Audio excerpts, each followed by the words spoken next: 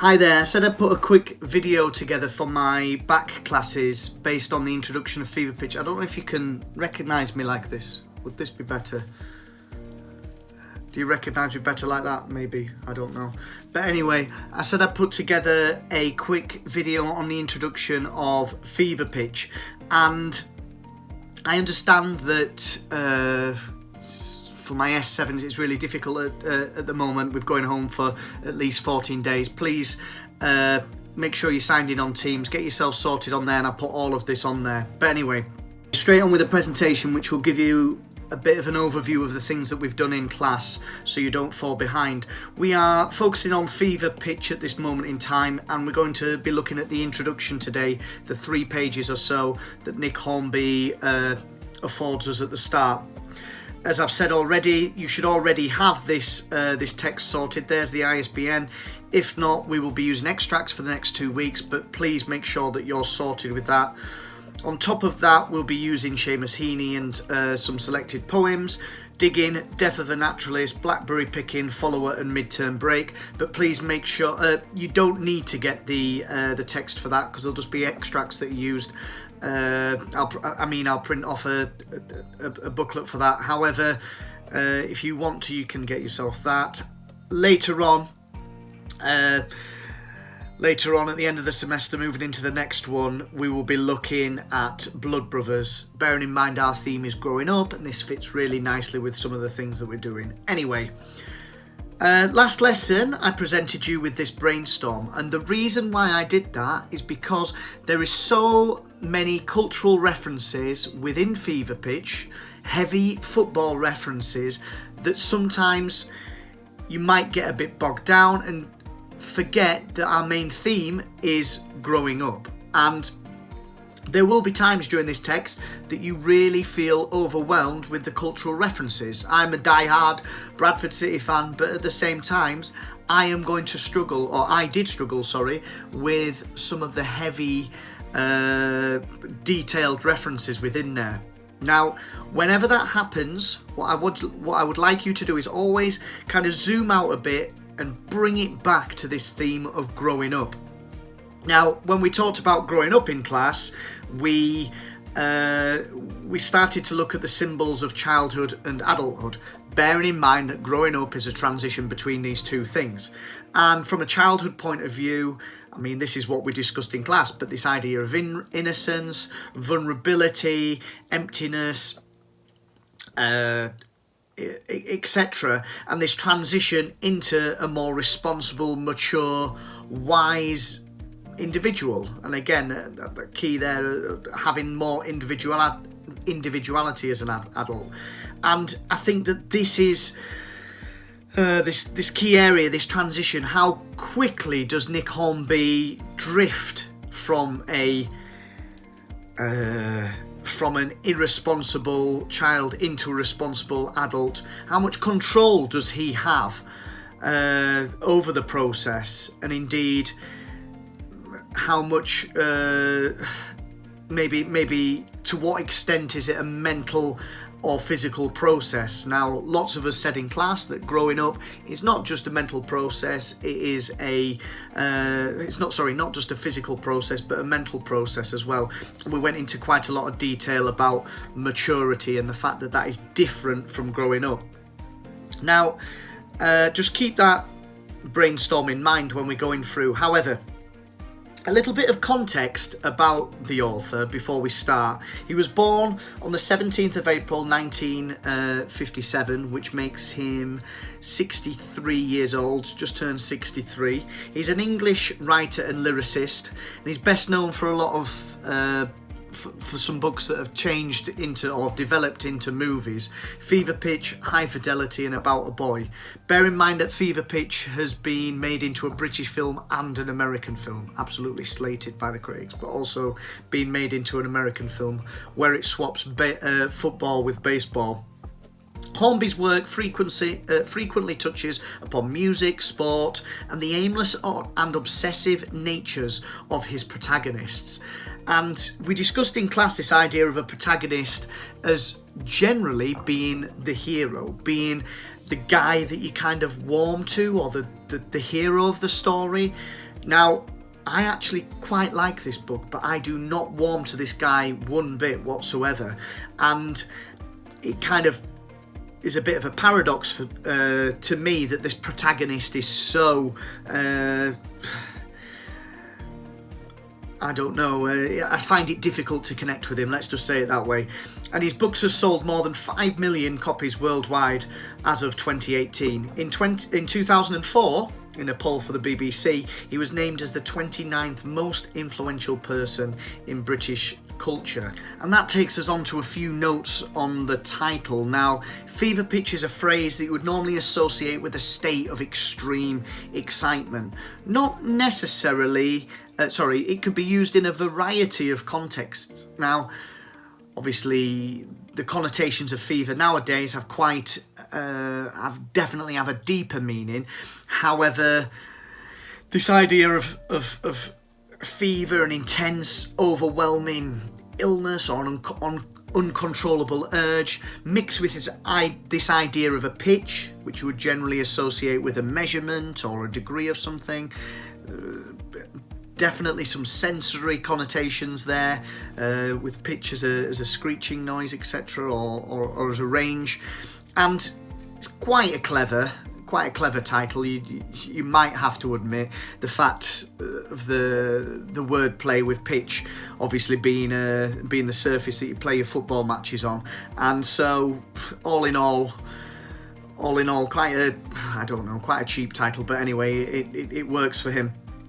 And just a little bit of context, location-wise, he grows up just on the outskirts of Reading, as you can see on the map over here. About, I think he says in the book, about 9 miles away from Reading.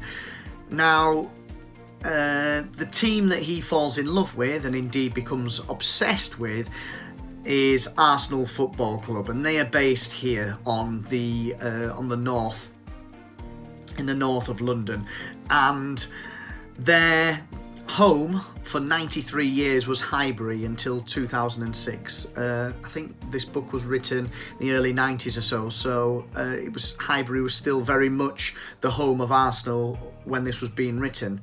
We had a brief discussion today about the origins of football teams and the idea that a lot of football teams were created as a leisure activity for workers associated with certain industries around the areas that they were working. So, in this case, you've got the workers of the ammunitions,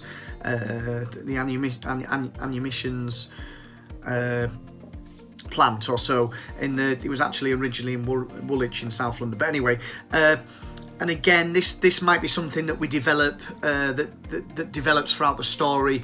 This idea of class and him trying to fit in.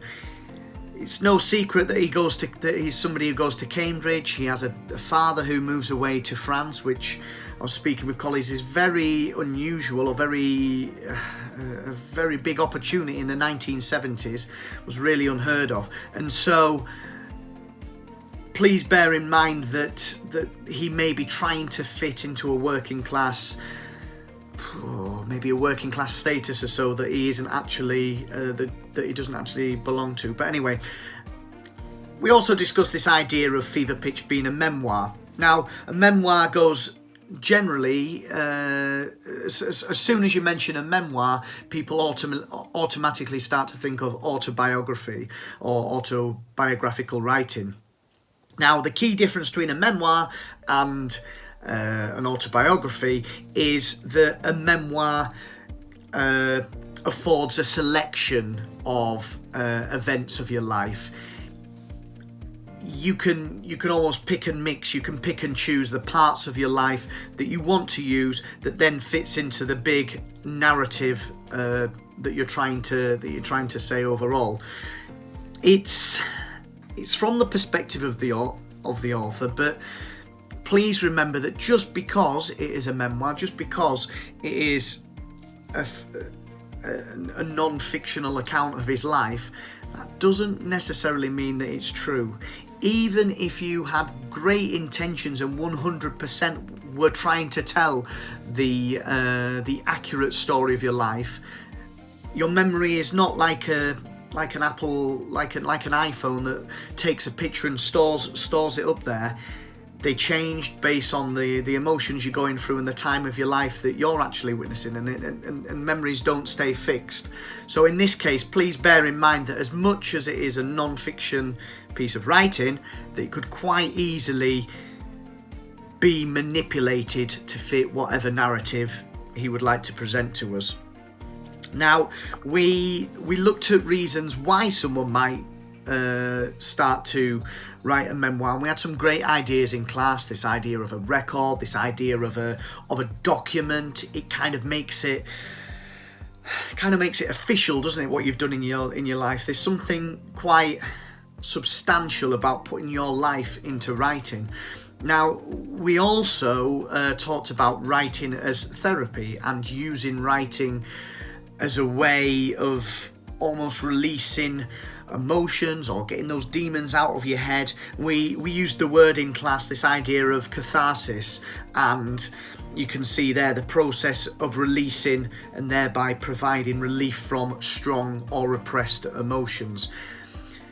Again, always try and bring it back to this big theme of growing up, but at the same time it could very well be that this memoir is a way of almost exercising his demons, is a way of getting out some feelings that were maybe not the nicest inside of him. Okay, we're now going to have a read of the introduction. It's only 2.5 pages long, and I will annotate as we're going along. I will attach this PDF to Teams. Obviously this video is on YouTube, but I'll attach this PDF to Teams so that you can have a copy yourself as well. Anyway, the introduction. Now this was written on Sunday the 14th of July 1991, and you will see the way that he structures his memoirs are based on single days which relate to a football fixture that happens on that day. Again, it might be something that you want to consider, that you try and structure your life. I mean, what does it say about him that he tries to structure his life based on football matches? In class today, we had some people were suggesting that football overwhelms everything in his life, that it takes a precedent, it's a priority in his life. And if that's the case, what does it say about somebody that prioritizes football over their family, over relationships, over their career, etc.? And again, might be something that we start to explore in relation to him growing up. So we're just going to have a read through. I'll stop at certain points, but again, I'll just check the pen works. Yep, there we go. So whilst we're going through, I'll take some notes down as well. But anyway, it's in there all the time, looking for a way out. And here he's referring to his football obsession. Something that we didn't really explore in class, but this idea of his obsession almost being personified. For a start, it has human qualities. This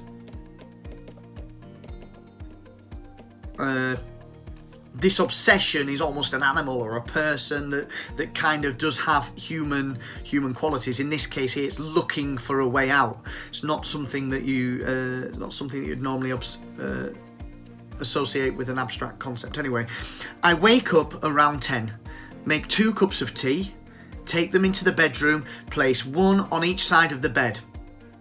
We both sip thoughtfully. So soon after waking, there are long, dream-filled gaps between the occasional remark about the rain outside, about last night, about smoking in the bedroom when I agreed not to. She asks what I'm doing this week, and I think, 1. I'm seeing Matthew on Wednesday. 2. Matthew's still got my champions video. 3. Remembering that Matthew, a purely nominal Arsenal fan, has not been to Highbury for a couple of years, and so has had no opportunity to watch the more recent recruits in the flesh. I wonder what he thought of Anders Limpar. Now, already we've got a nice insight, maybe not a nice, an effective insight into his thought process. And again, something that we explored earlier, this idea of such a mundane question. I mean, what was the question? What am I doing this week? What are you doing this week? And within 3, as he says it there, 3 easy stages, it's I'm meeting Matthew. Matthew's still got my video, and then he goes so deep into the state of Arsenal, or an issue of Arsenal at present, the new footballers, the new recruits. What does he think about Anders Limpar, this new striker that started? He goes on, and in 3 easy stages, within 15-20 minutes of waking, I'm now on my way. I see Limpar running at Gillespie, swaying to his right, going down, penalty, Dixon scores 2-0. Merson's back heel flick and Smith's right foot shot into the far corner in the same match.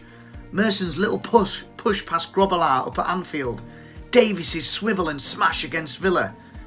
And this, remember, is a morning in July, our month off, when there is no club football of any time.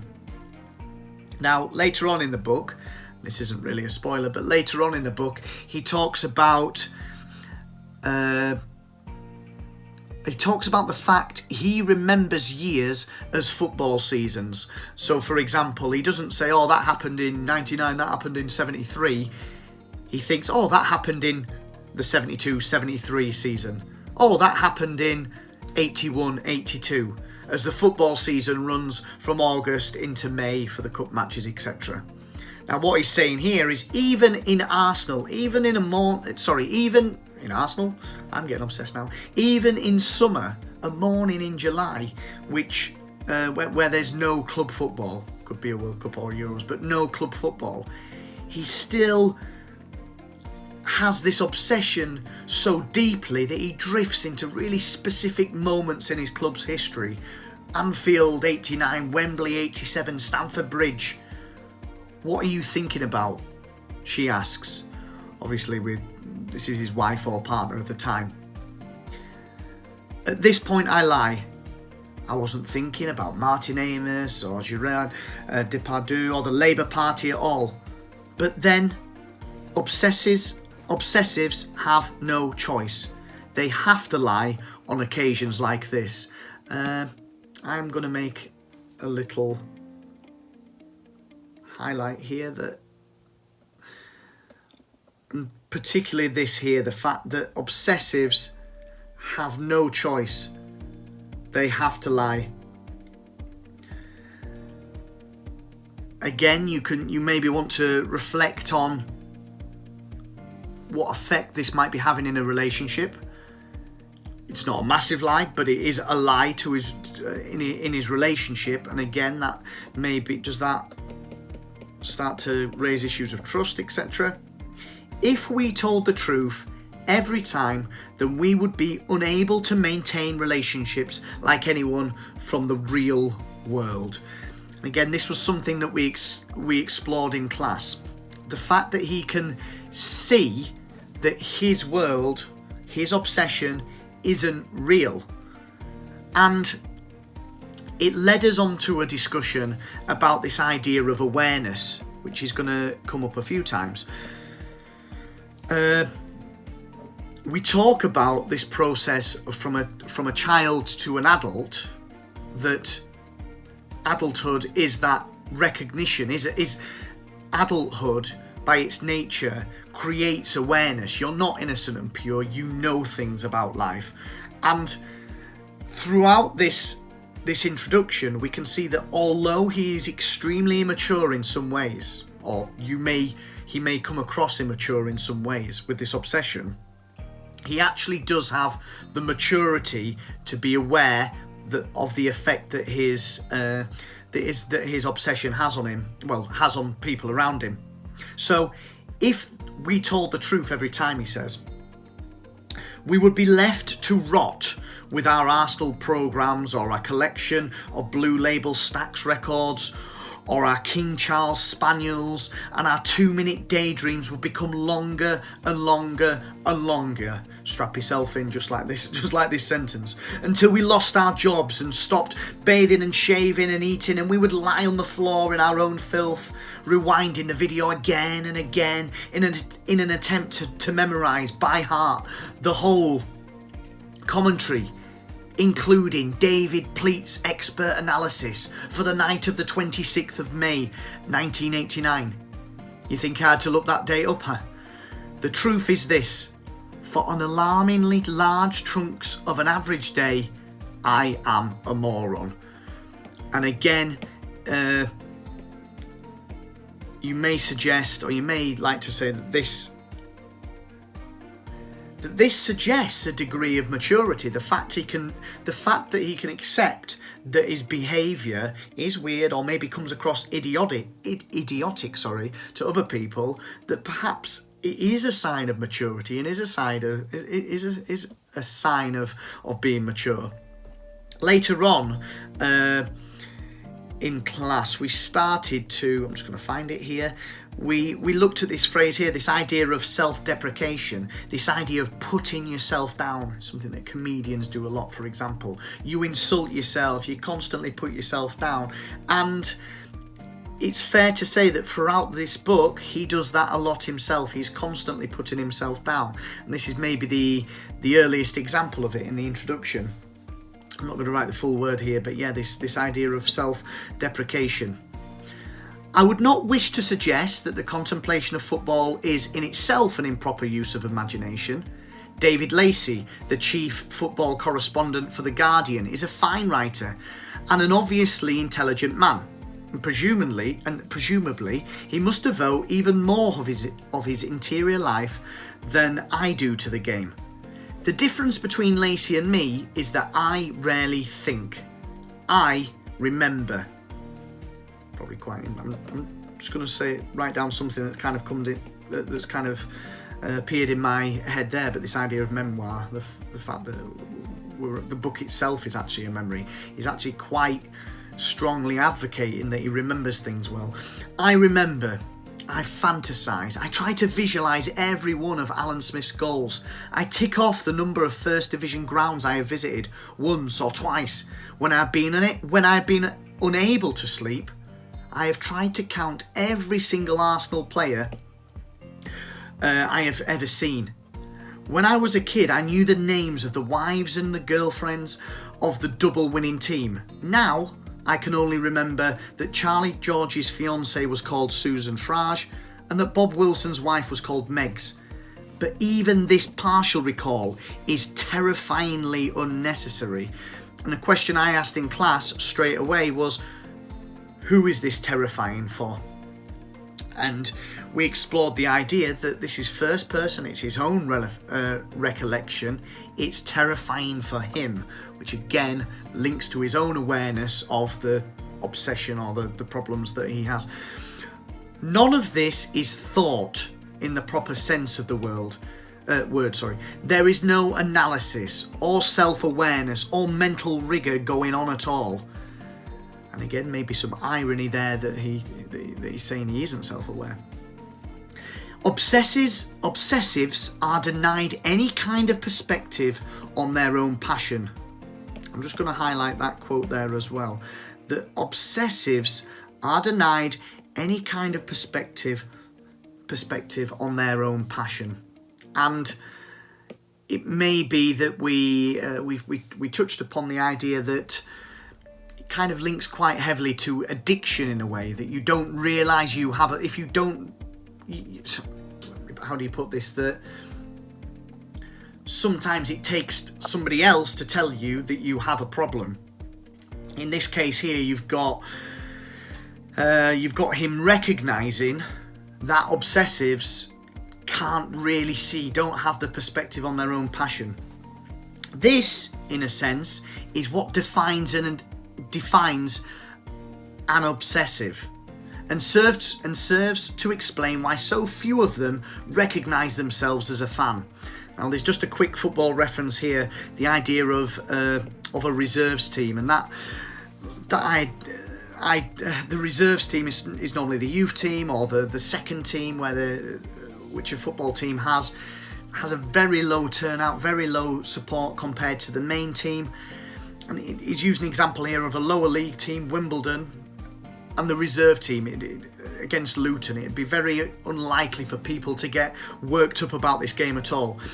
But he's saying that obsessives are different than, for example, a fellow fan who last season went to watch Wimbledon reserves against Luton reserves on a freezing January afternoon on his own. Not in a spirit of one-upmanship. We talked in class about one-upmanship, this competitive nature, who can put themselves through the most tedious, difficult spectacle of football to say that they've got one up on another fan. So this fan doesn't go to the Luton reserves because he wants one up on someone else or some kind of like self-mocking laddish wackiness, but because he was genuinely interested. And that kind of is his definition of what an obsessive is, that they do these things without actually realizing how genuinely interested they are in these things. Fever pitch is an attempt, we're just down here, fever pitch is an attempt to gain some kind of an angle on my obsession. Fever pitch is an attempt to gain some kind of angle on my obsession. I think if we go back to the reasons of why you might write a memoir, you've got there maybe a suggestion of what did we say? We looked at this idea of catharsis, maybe suggesting here that this is writing as therapy, or maybe is it catharsis, for example, that he's got something inside him, his obsession has reached such a high extreme level, perhaps fever pitch, and that this is an attempt to try and manage it and control it. Why has the relationship that began as a schoolboy crush endured for nearly a quarter of a century, longer than any other relationship I have made of my own free will? And if we go back to our brainstorm of growing up, one of the ideas that we kind of explored is growing up a series of fixed points, milestones. When we talk about growing up, is it do we have certain milestones, certain things that happen to us that make us feel grown up? Your first kiss, your first boyfriend, your first alcoholic drink, your first driving lesson, passing your test, becoming 18, these milestones that you pass through.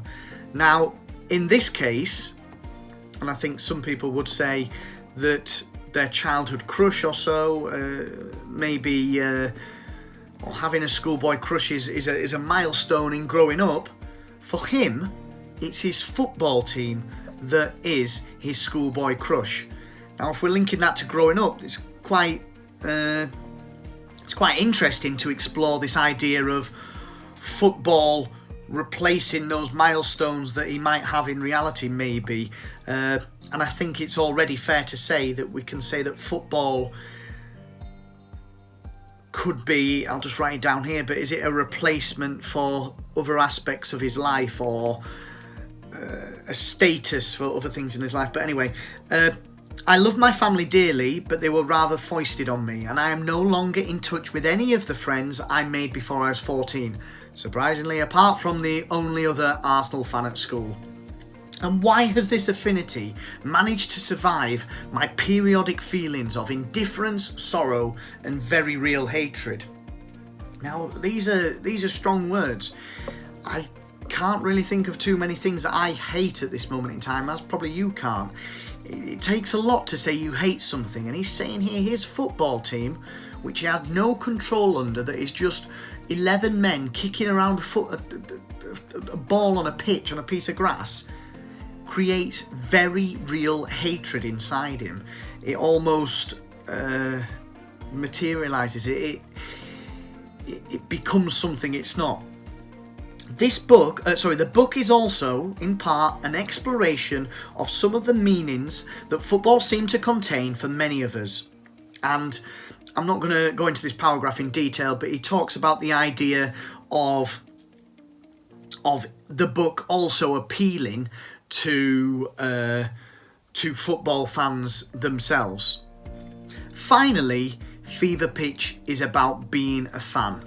I have read books written by people who obviously love football, but that is a different thing entirely. The word fan comes from fanatical, from the phrase fanatical, which is obsessed. It's almost craziness or so. And again, we sometimes, maybe over time, we've kind of lost that meaning of the word fan. If I was to say, oh, that singer had a lot of fans, you think they genuinely love them, or maybe obsessive again, bordering on obsession. But it is something that you would have a positive relationship with. In this case here, he's saying that being a fan is something completely different whatsoever. And again, this idea of fanatical. You sometimes see in the news with these horrendous terrorism incidents, don't you? Someone, a fanatical terrorist or so. It's more than just, in his eyes, more than just loving something. And I have read books written, for want of a better word, suggesting there that they weren't well written, maybe being a little pretentious himself there. And I have read books written, for want of a better word, by hooligans. But at least 95% of the millions who watch games every year have never hit anyone in their lives. Now, he's obviously trying to make the point that very few people have got involved in violence at football match. However, please do notice that he says 95% out of millions. It's not the 99.9% you would probably use to signify that very rarely it happens. 5%, in my view, is still potential. In my view, he's potentially saying there still are, or when he was watching football, there was a big chunk of fans that were involved in this, which we'll look at in further detail in the book. So this is for the rest of us, and for anyone who has wondered what it might be like to be this way. While the details here are unique to me, I hope that they will strike a chord with anyone who has ever found themselves drifting off in the middle of a working day, or a film, or a conversation, towards a left foot volley into a top right hand corner 10 or 15 or 25 years ago. Now, that brings an end to the introduction here. For my S7s and S6s, we looked at this in class, our first impressions of the author. If you haven't done this already, I would like you to have a go at doing a large paragraph or so, just to note down your first impressions. It will be interesting to then later on in the book write a further impression of the author, because again, if growing up represents transition and a change into two different states, it'll be interesting ourselves to see, if we compare, for example, this idea you have of him as an adult in 1991, reflecting, does that reflect how does that compare to how he presents himself as an 11, 12-year-old boy, for example?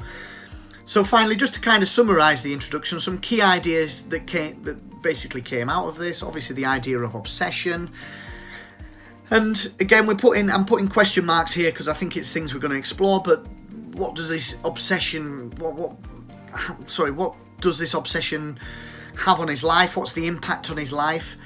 And indeed, what's his own reasoning behind his obsession? Put it simply, why does he think he has this obsession with Arsenal? Something that we're not going to get away from in this book, this idea of really specific details that he constantly keeps referring to, very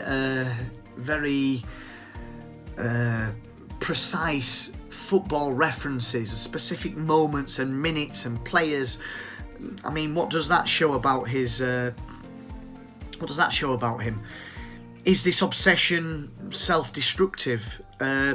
Why does he self-deprecate himself so much? And why is then this need for reflection? He talks a lot in the opening there about this book is to gain, just remember the exact quote, is an attempt to gain some kind of angle on my obsession.